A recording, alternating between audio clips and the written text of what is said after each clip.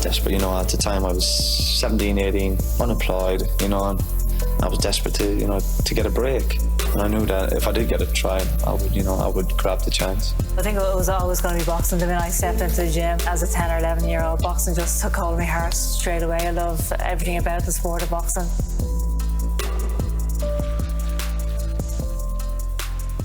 Hello, I'm Marie Crowe, and this is We Become Heroes, the RTE Sport podcast that explores how elite athletes and sports people reach the top of their game and the lessons that they learned along the way. Now, I'm delighted to say that my guest today is Ireland hockey star Nicci Daly. Nicci, you're so very welcome. It's been a while now since the Olympic Games, but they're still pretty fresh in people's minds. Does the comedown end? Does it ever end? I suppose it's been an adjustment, to say the least. I think it's, you spend so long and with COVID, we had that extra year. So, we've been talking about Tokyo 2020 for 2 years since we qualified in November 2019. So, it's all about Tokyo. It's all about the Olympics, every single day for 2 years. You can only really see up to that point. And then, the aftermath comes, and you never thought about it. You didn't really, plan for it or what it might feel like or what it might be like. So I think it's just, it's been a bit emotional, like the come down, you reflect back on that short time frame that you were in the Olympics, yet there was such a big build up. And I suppose, reflecting on it and, how it went, but then also the fact that it's over and you just kind of go back to what a normal life is. And that's been, it's been interesting trying to find out what that normal life is for the last few weeks. I know a lot of the athletes now that go to the Olympic Games, they do talk quite a bit about the difficulty of that come down. And there does seem to be supports put in place for people so that almost before the Olympic Games, they're prepared for what's going to happen afterwards. Do things like that help? And what kind of supports did you guys have? Yeah, like that's 100%. I mean, I've just been actually using the support network as much as I can since I got back. Like Sport Ireland have sort of sports psychologists in place, S&C, because it's quite easy to come away from that and all that structure and all that every day of being in that program to then coming back from such a big event and having to deal with a lot of it on your own. So it's been great to be able to have the support network from Sport Ireland. Like, it's definitely been a huge help for me anyway, in terms of the psychology and just having someone to talk to and understand it, because they've worked with so many different athletes that have gone before. So that's been such a help. And I'd imagine as well for someone like you, who is one of the more experienced players, and often something big might define whether a career keeps going or finishes. Did you come back from the Olympic Games, try and readjust, and are you facing a decision now as well about your future in sport?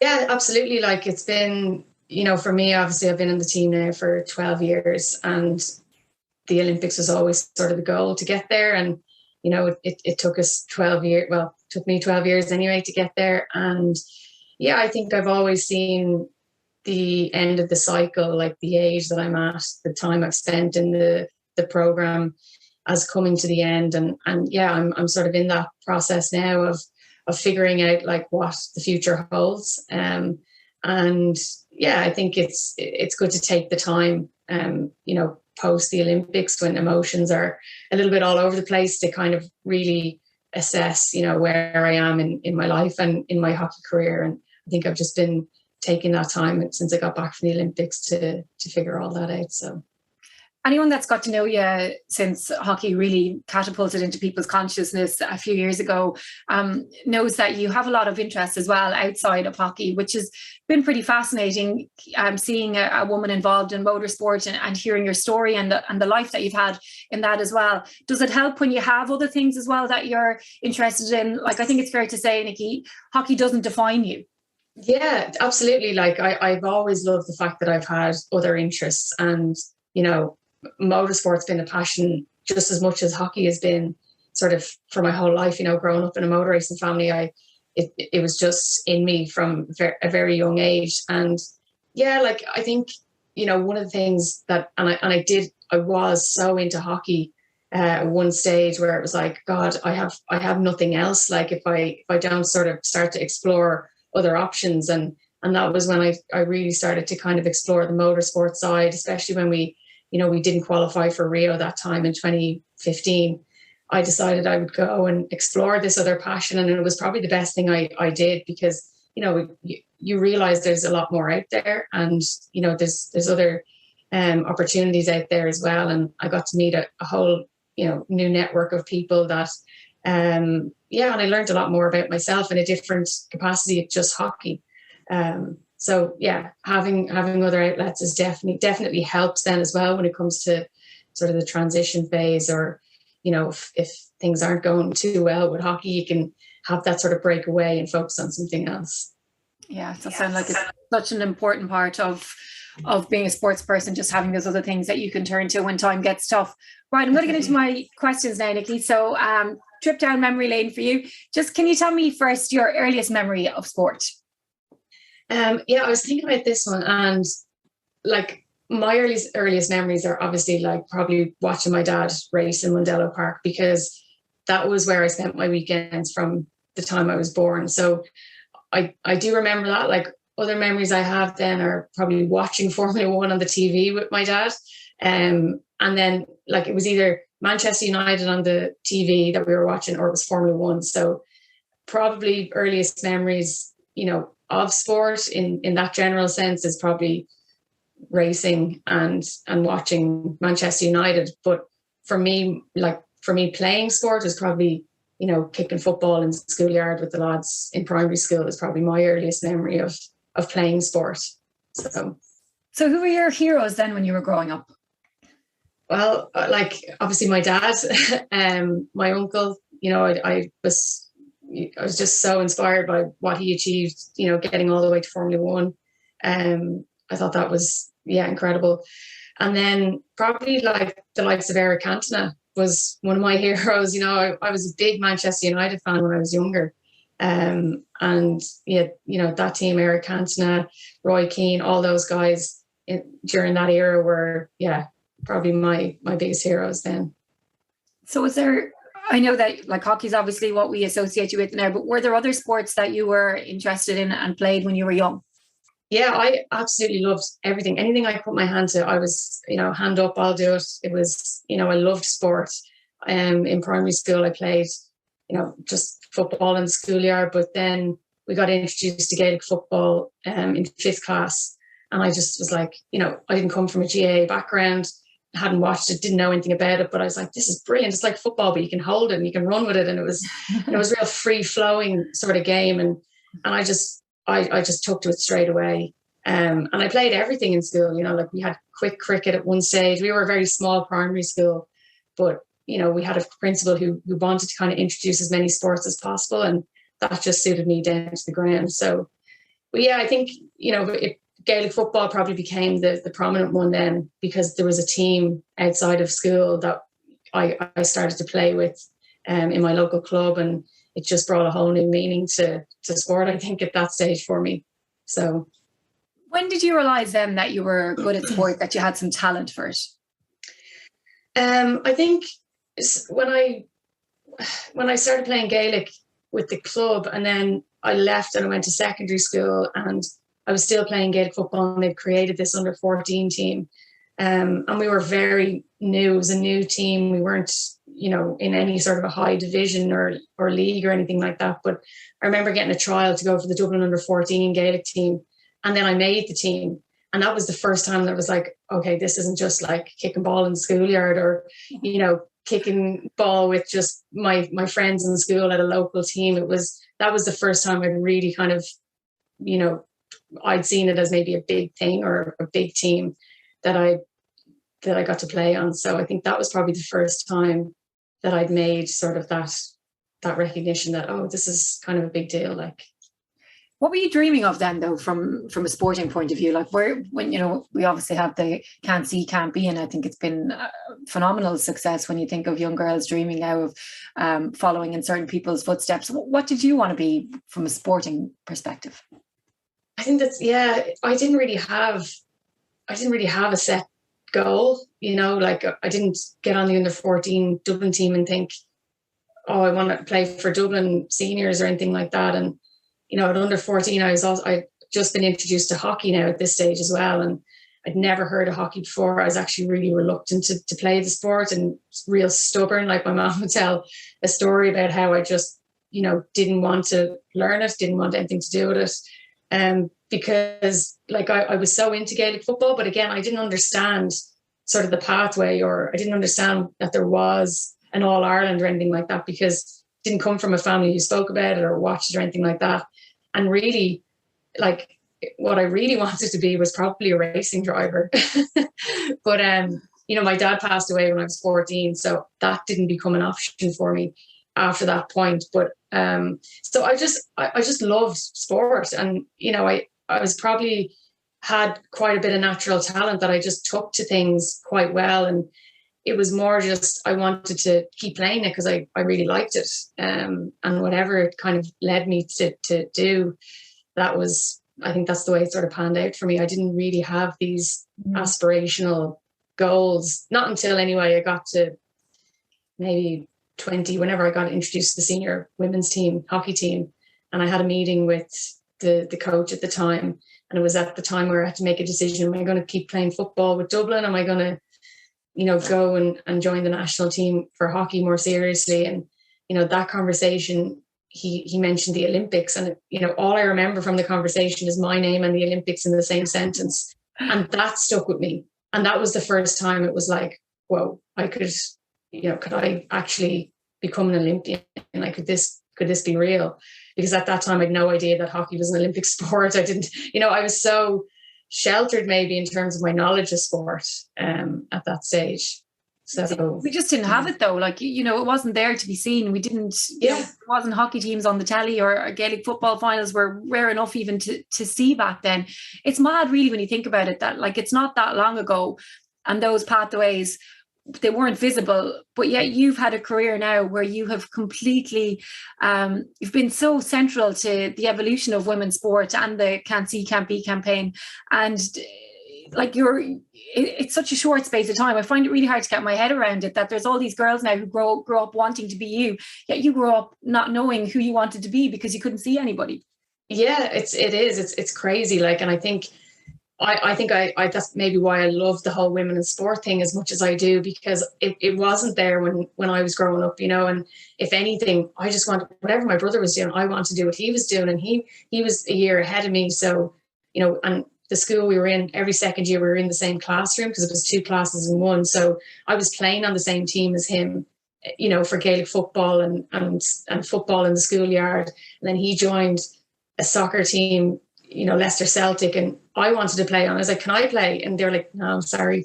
But I'd go to all the games and like that. It just wasn't the same for the girls when we were growing up. And I think that's why I'm probably, you know, quite passionate now about women in sport and women in motorsport. And I just love to see how far we've come in such a short space of time. It's fantastic. Like, yeah, it's about equality of opportunity, and the fact that you didn't have a soccer team that you could play for, even though you lived in Dublin, and the amount of girls around the country that couldn't walk out their front door and find a soccer club anywhere close to them to play for was pretty phenomenal. But it is definitely changing, and you guys have played such a big part in that. But just on your talent and your love of sport, like you obviously had athletic ability and talent, but you do have a passion for sport as well. Do you think that came from your dad? Yeah, you know, it's funny because my dad actually wasn't great at sport. He was really good at racing, like, and maybe that's because, you know, watching Derek and they were just so into cars, like that was their thing. I actually think maybe a lot of my talent came from my mom. Like, she was actually she played a bit of hockey, nothing to a high level, like, but she played, I think she told me she got like tennis trials for Ireland. Like, she was a big tennis player. And her dad, my granddad, was a professional snooker player. And I think some of my like hand-eye coordination and, you know, I think there's a lot of different aspects to my talent that come from probably both. I think I definitely get my drive from my dad, you know, that sort of the passion and the drive and the energy to want to succeed from him. But I think maybe more of my finer, I don't know what you call it, like motor, whatever, probably comes from my mom's side of the family a little bit more than my dad's, like, so yeah. That's really interesting, actually, because a lot of from a genetic point of view, I think a lot of sports talent does come from the mother, and I've read quite a lot of articles as well about that, so it is pretty fascinating. And then just in terms of when you were younger and you were, you know, kind of going on a bit of a road with sport, I know hockey was kind of came second after football, but what kind of things did you work on just from an athletic point of view when you were developing? So like when I was younger, I probably didn't have a huge amount of like specialized coaching or anything like that. You know, you had, you know, when I started playing football, it was our principal who was, now he was mad, and he was a Kerry man, and he was like mad into GAA. So, you know, he was all this sort of like, come on the sideline. And it was just that, you know, the more motivational speaking than really coaching you about the game. And I think that suited me because I was such an instinctive player. I just relied on my talent, you know, that kind of that instinct and that raw talent was what I relied on. I had no knowledge of the game whatsoever. And it was the same with hockey when I was in school. I always relied on the natural talent and the instinct more than understanding the game. So I think that's what I had to work on a lot when I was growing up. And then also the mindset. Like, I wasn't a hugely confident person, and that kind of transferred over to playing. I wasn't hugely confident when I played. And like, especially when I got to the senior women's hockey team, you know, I had to work so hard. It was my uncle, actually, Derek, who helped me a lot with understanding how the mind works and how that can, you know, how you can actually sabotage your own playing abilities through your own mindset. And it was trying to, like flip that mindset to being more positive and trying to allow myself to unlock this kind of potential that I had inside me, but I was sort of afraid to let it, you know, to unlock it or unleash it or anything, you know. Why do you think that was? I just lacked confidence a little bit. I think maybe it was a little bit due to the fact that I relied so much on this natural talent and this instinct that when it got to a more serious level, there was a lot more to the game. And I just didn't understand. I didn't know what press was. I didn't know.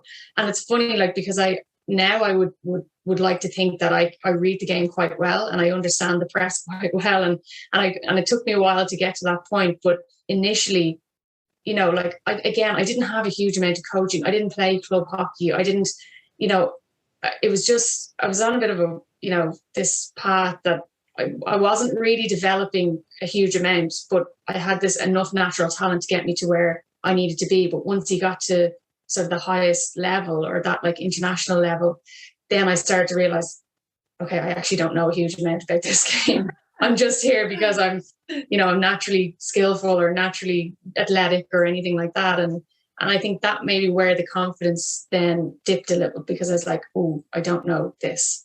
And everything else just comes so easy to me, you know. And so I had to work really hard at it, you know, like I really did. I have this book that I swear by, and I brought it to every sort of tournament with me, and it's called Performance Thinking.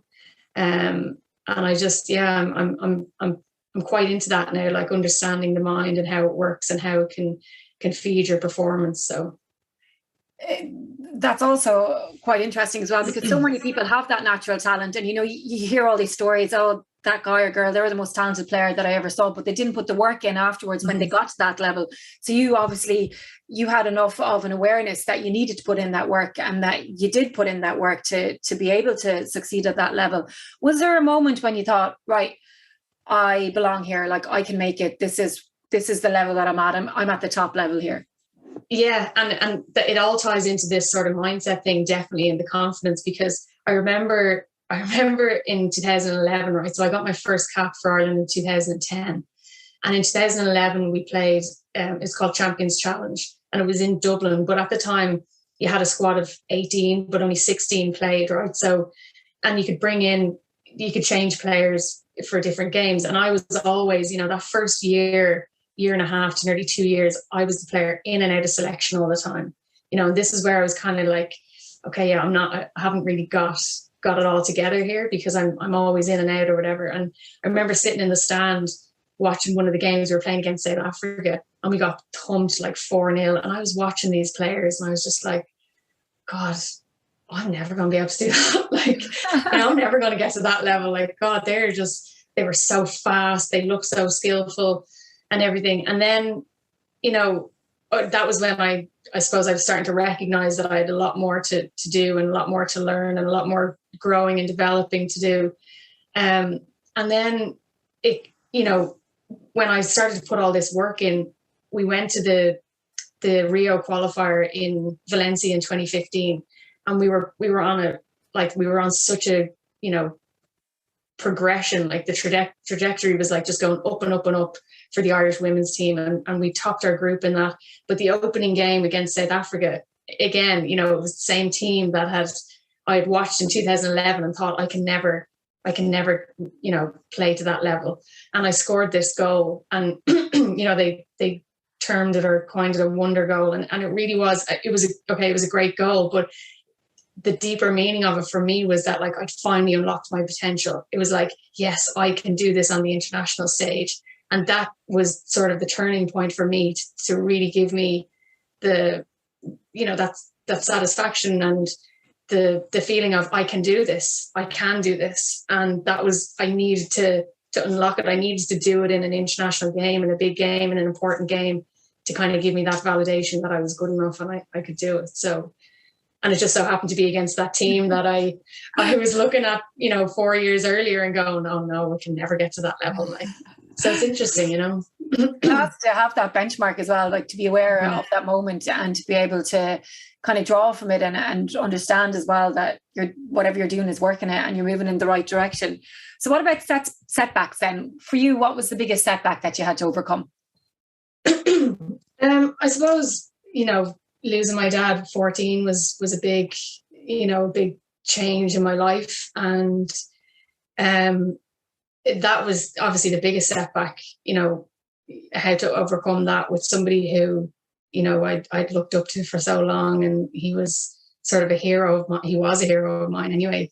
That was hard, obviously. But I think I found, sport was what probably got me through it, like just a really intense period after that of just wanting to play hockey. And, I struggled in school. Like I wasn't a big academic person at all. And, was only there to kind of, count down the time until I could get out and go training, and just wanted to just kept playing. Just, that was my way of probably blocked out a lot of, what I should have been dealing with, but it was easier for me to just move, like keep going with hockey and keep playing sport. Like that was sort of the outlet for me. And yeah, I think in terms of hockey then probably that same competition in 2015 when we didn't qualify for Rio, it was like, at that time I felt we had made so much progression as an Irish team, and we had done so well in that tournament, topping our pool and beating teams like USA, and it was just incredible, like how well we had played. It was so hard to see after that whether we could get any further, and that was the way we felt at the time. And it just felt like I had given everything personally that I could give, like training, mental, physical, emotional, everything. It just felt like, oh my God, I don't know if I have anything else to give. Like, I don't know what more, if I can be any better or if I can do any more. And as a team, I think we maybe felt like that. But I think the fact that we all stuck together, like there was a core group there that kind of stuck together and was like, no, we've unfinished business here. Like, let's keep going. And then with the sort of influx of some younger players, that was probably one of the biggest setbacks as well, like in terms of hockey. Well, it's one that worked out then, because you did get to go on and go to the Olympic Games and hit that goal and that target. Who for you had the biggest impact on your career? I think I'd probably say my uncle, because transforming that mindset definitely was the key to me staying on the team and actually showing my potential and playing to the ability that I knew was in there, but I just couldn't quite get it out. And I think if I hadn't have done that, I probably would have felt like I had this sort of wasted talent, that I couldn't, because it doesn't matter how talented you are, if you can't show it, then it's no good, So I think he probably had the biggest impact, because that was a big turning point, like when I could sort of understand the mindset a little and train it and use it in the right way. So how did you do that? Because it's a bit complex, I suppose, but it's just, I think the biggest thing for me was having a lot more awareness in the moment. So like, you hear about high performance, and especially when it comes to the mindset, it's all about this like execution in the moment. So, to execute in the moment, you have to be so aware of yourself in the moment as well. And your emotions, and, understanding that your emotions dictate your behavior was a big thing as well, because, when you make a mistake and suddenly you feel bad and you beat yourself up, and, without being aware of that in the moment, you end up being out of the game for, it could be like 20 seconds or it could be 5 minutes. Like, you could be just constantly like replaying that one mistake in your mind. And it's being able to sort of like shift really quickly between, okay, mistake, get rid of that, move on, what's the next thing, and allowing yourself to stay in that moment, present in that moment all the time, and executing those skills. And you practice, that's what you practice all the time, but you don't always practice the mindset maybe that goes along with it. So that was, and visualization was another big element that I relied heavily on, like, because if you can have these images at the forefront of your mind of you doing things well, and always going back to them and replaying them, it's like, giving yourself those affirmations that this is what I do. I don't make mistakes and don't dwell on these mistakes. So that's a little bit of what I kind of learned and try to bring into my game as much as possible. A little bit of sports psychology. So what about performances? When you think about the player that you wanted to be when you started taking hockey pretty seriously, is there a performance that defines what you're about as a player?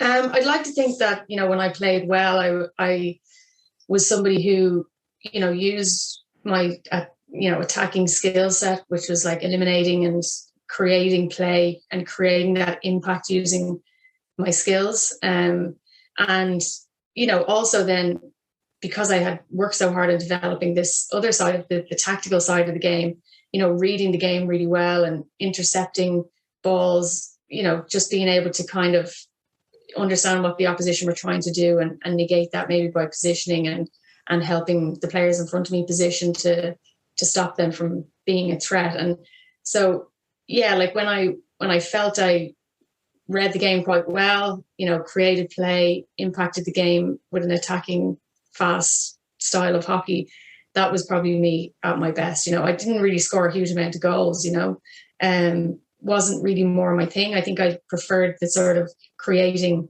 the impact and the play to kind of set the goals up. That's an important part as well. Yeah. And what about successes then? Like, what for you was your greatest success? I think this year has been the most challenging year for me. I had numerous injuries and I was in and out of training and had a lot of reduced load and stuff like that. I actually think that, getting selected for Tokyo was probably one of the biggest, just because of the challenging year. Like, it was such a stress. I'd never felt under as much pressure than I did this year. And I had such limited time on the pitch to be able to, make my claim to be selected. And it was so difficult, like I was battling an injury where I had, multiple injections and things like that. And I didn't play a huge amount in the Europeans. And it was just really difficult. And you kind of end up in this like vulnerable position where you feel you have no control over it. But I suppose it goes back to the mindset then, you always have control over how you act and how you choose to see it. And I knew I'd regret it if I didn't, at that, there came a stage where it's like, I could either make excuses here and I could say, oh, I'm injured and that's why I didn't get picked or whatever. Or I could continue to just take the challenge on and see exactly what I could do and challenge myself in that moment of that limited time that I had. Can I get it right? Can I do enough for the coach to say, yeah, you've done enough, I'm going to bring it. And it was just pressure that I was putting on myself, but it was pressure that existed as well, because I had to do enough in those short amount of times, on the pitch to make him feel like he could trust me and he could bring me and I play well or whatever. And And so that was really difficult year this year. So I think that was a massive individual success for me. But, you know, like from a team perspective, I think obviously the World Cup is number one, and everything we achieved in that. And it wasn't just about the silver medal. It was what we did, you know, in terms of a legacy and what we did to inspire the next generation after that, and just put hockey on the map in Ireland, you know. And then to back that up with qualifying for the Olympics, that was, you know, again, both personal and from a team perspective, that's always been the ultimate goal, is to qualify for the Olympics. So that's definitely the other big success, I think. It sounds like it was a really stressful year though. Like, did you enjoy it? No. I enjoyed it once selection was made, and I really did. I remember speaking to my uncle after selection, and that felt like just more of a relief. Like I was just like, the weight of the world had been lifted off my shoulders. But, you know, I said to him, I was like, this, I'm going to make sure I am so present for everything, you know, like every single day in that, like the holding camp. I enjoyed the holding camp so much because, you know, it just was like, this is it. Like, we're just here to be enjoyed. And, you know, the hard work is over, the pressure's off, everything's off. Just go out now and enjoy not just the hockey, but enjoy every other bit of it. So I just made sure that I was really, really in the moment, like, you know, throughout the whole Olympic experience. From the minute we got on the plane, I think I must have taken over like 4,000 pictures or something. So, yeah. So you mentioned legacy there, and it is one of my questions. What do you think will be your legacy? It's a hard one, I know. Yeah, well, I think, like I kind of touched on it there, like from a team perspective, you know, our legacy, I think, is the fact that, you know, we've put hockey in a better position than what it was when I started playing anyway. And, you know, the fact that people know about it now, and the fact that young girls know who some of the Irish hockey players are, you know, I think that's massive. That's a massive legacy to know that you've inspired a generation, you've put it on the map, and that, you know, looking at the team now, they've just qualified for another World Cup. I mean, that's, the legacy is continuing all the time. And I think if you can leave, you know, the jersey or the team in a better place or in a good place, I think that's as good a legacy as you can probably leave behind, you know. So what's next for you then?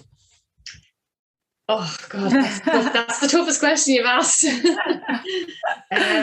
You know, for the moment, I think it's just, you know, just taking time to, you know, do the simple things. There's obviously a lot of things I want to do. I certainly want to find new challenges, you know, like I think with sport, you're always working towards something. And I think I will need that in my life. Like, I don't think I can just, you know, go about life and be like, oh yeah, it's grand, what I do today. I think I'll need another purpose or a challenge or something to work towards. So I'm kind of allowing myself time to figure out what that is, and enjoying the simple things for once, and enjoying friends and family, and just, yeah, doing whatever, you know, whatever I want for the next while. But yeah, I'm sure there'll be a challenge or a project in there somewhere, and I certainly will, you know, continue my passion with motorsport and Formula Female, and, you know, the Go Girls karting that I'm working on with Motorsport Ireland at the minute is certainly something I'm really passionate about. So that'll be sort of the immediate future anyway. Well, I am looking forward to see what comes next, and to following whatever career you end up in. I'm sure there'll be lots to come from you, Nicci. Thank you so much for doing this, and thanks as well for all those days in green, and for helping change the landscape for women's sport and inspire a generation of girls and boys along the way as well. And thanks everybody for watching and listening. Please subscribe, like, and leave a review.